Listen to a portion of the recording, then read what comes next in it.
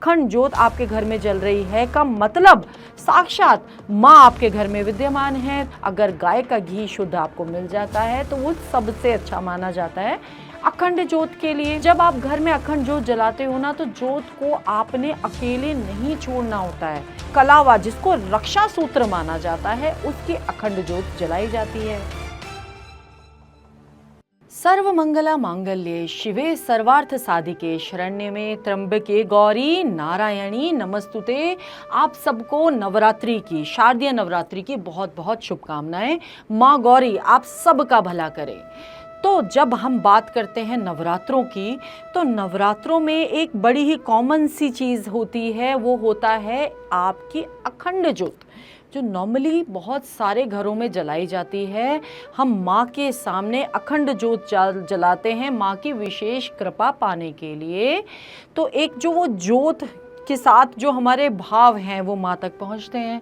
मगर जब आप ज्योत जलाते हो, जब अखंड ज्योत आप जलाते हो, तो उसके बहुत सारे नियम होते हैं जो कि हमें नहीं पता होते और हम जाने अनजाने गलतियां करते हैं। तो जब बात करते हैं अखंड ज्योत की, अखंड ज्योत मतलब जो कि ज्योत आप पहले नवरात्रे को जलाएं और आपके लास्ट जब आप नवमी पूजन करते हो तब तक वो ज्योत आपकी प्रज्वलित रहनी चाहिए, जलती रहनी चाहिए।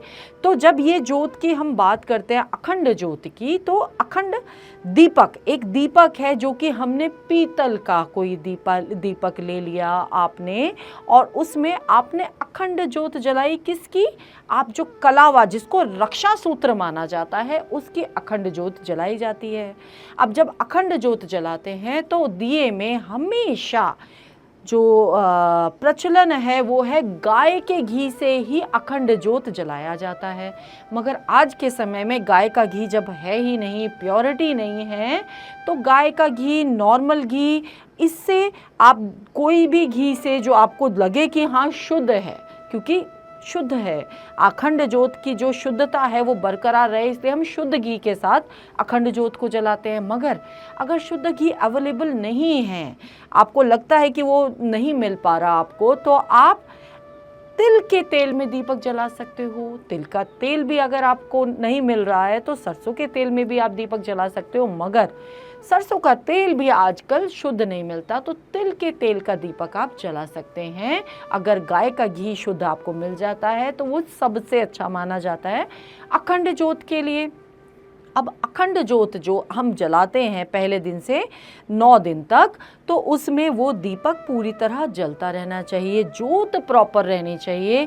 माँ के सामने जब आप दीपक जलाएं तो माँ के दाहिनी ओर रख के आपको अखंड दीपक जलाना है, इस चीज़ का ध्यान रखना है।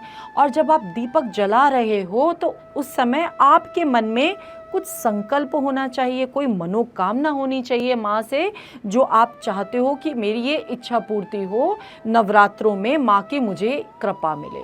तो संकल्प ये होना चाहिए कि जब आप माँ की अखंड ज्योत जला रहे हो, माँ को साक्षात आपने सामने बिठाया है और माँ की पूजा आप कर रहे हो, तो अखंड ज्योत जलाते हुए सबसे पहले आपको गणेश जी का ध्यान करना है, माँ का ध्यान करना है, और उसके बाद वो ज्योत पूरे भाव के साथ प्रज्वलित करनी है। अब जब आपने ज्योत जला दी है तो इसका एक बहुत ही अहम नियम है कि जब आप घर में अखंड ज्योत जलाते हो ना, तो ज्योत को आपने अकेले नहीं छोड़ना होता है। कई बार मैंने ऐसा देखा है कि लोग घर में अखंड ज्योत जला देते हैं। आपने ज्योत जला दी कि मैंने तो अखंड ज्योत जला दी है, मगर आप घर में हो ही नहीं, घर में कोई भी नहीं है अखंड ज्योत का ध्यान रखने के लिए, या अखंड ज्योत आपके घर में जल रही है का मतलब साक्षात माँ आपके घर में विद्यमान है। तो जब साक्षात माँ आपके घर में विद्यमान है तो आप उनको घर में बुलाकर बाहर, घर से बाहर ताला लगाकर नहीं जा सकते। घर में किसी ना किसी की जिम्मेदारी जरूर होनी चाहिए अखंड ज्योत का ध्यान रखने की। जहाँ भी, जिस कमरे में आप ज्योत जलाते हो, आपको कोशिश ये करनी चाहिए कि आप वहीं पर सोएं।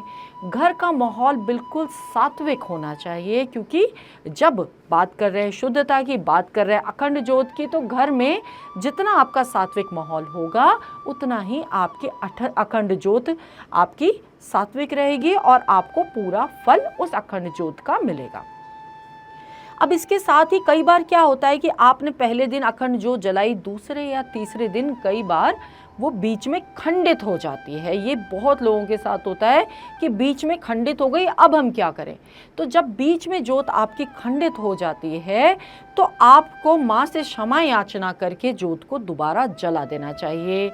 और ऐसा ना हो उसके लिए आपको क्या करना चाहिए कि जब भी आप जोत को देख रहे हो, आप ध्यान रख रहे हो जोत का, जब आपने जलाया है तो ध्यान रखोगे। तो जब आप जोत का ध्यान रख रहे हो तो उस समय जब भी आप जोत ठीक कर रहे हो, जोत में घी या तेल आप डाल रहे हो, तो एक छोटा सा दीपक अपने साथ ज़रूर रखें। तो उस समय वो दीपक उस जोत से प्रज्वलित करके आप अपना साथ में रख लीजिए और उस समय आप जोत को ठीक करें। कई बार होता है कि आप जब जोत ठीक कर रहे हैं तो जोत बीच में से टूट जाती है, जिसकी वजह से वो खंडित हो जाती है। तो एक दीपक, वो जोत आपके पास दूसरे दीपक में ऑलरेडी है, तो उसके बाद अगर वो खंडित हो गई, कई बार आपने उसको खींचा नहीं प्रॉपर, आपका वो जोत जल पाई, या आप घी या तेल डालने में आपसे देरी हो गई, तो आप उस दिए से वापस से उस जोत को जला सकते हैं। तो ये एक बहुत अहम नियम है, इससे आपकी जोत खंडित नहीं होगी। तो जब भी जोत आप ठीक कर रहे हो, तेल घी डाल रहे हो, तो एक दिया साथ में जलाकर ज़रूर रखें, जिसमें आपकी जोत साथ में रहेगी। आपकी अखंड जोत अगर खंडित भी हो जाती है तो आप उसको दोबारा उससे जला सकते हो, खंडित नहीं मानी जाएगी। दूसरी चीज़, जब आपकी पूजा कर्म पूरा हो जाता है, 9 दिन का समय आपका पूरा हो गया, उसके बाद आपको जोत को बुझाना नहीं है। जोत आपकी जल रही है, वो जब तक जल रही है उसको जलने देना चाहिए। उसको हाथ से बुझाना, मुंह से बुझाना, वो बिल्कुल गलत होता है। उसको आपने पूरा अपने आप होने देना चाहिए, जोत को आपने कभी नहीं बुझाना है।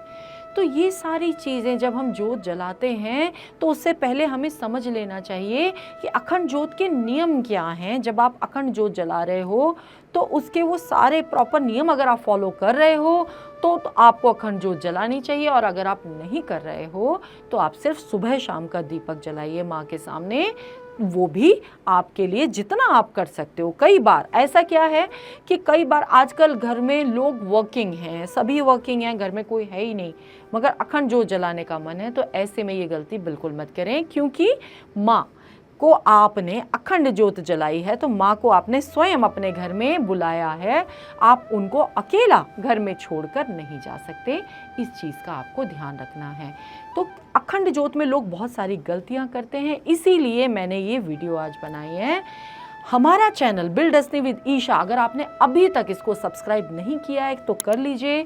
हम बहुत ही नॉलेजेबल टॉपिक्स आपके लिए लेके आते हैं, सारी भ्रांतियां, मिथ्स से आपको दूर लेके जाते हैं। हमारी साइट विजिट्स, कंसल्टेंसी के लिए आप हमारे नंबरों पे कांटेक्ट कर सकते हैं। और टॉपिक आपको पसंद आए तो शेयर ज़रूर कीजिए, ज़्यादा से ज़्यादा लोगों के साथ शेयर कीजिए, ताकि लोग ये गलतियां बिल्कुल ना करें।